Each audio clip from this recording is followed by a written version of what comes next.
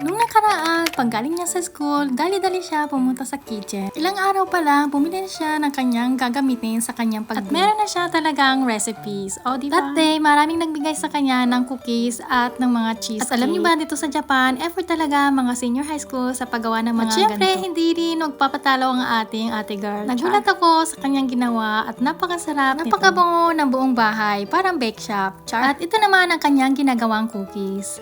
At hindi ko alam kung saan niya nakita ang recipes nito. Diba? Pwede na kaming magtayo ng bake shop. At ayan, sunod-sunod na niya sinalang ang kanyang mga cookies. At medyo marami na rin siyang nagawa. O diba? At lahat na ng mga nagawa niya, ibibigay niya ito sa kanyang mga classmates and friends. At alam niyo ba, dito sa Japan, ang mga babae ang nag-e-effort ng gumagawa ng ganito, cookies and choco na ibibigay sa mga boys. Next month naman ang White Day, March 14, para naman sa mga girls. Ang boys naman ang bibigay sa mga girls. And that's it. Na-share ko lang. Salamat sa panonood.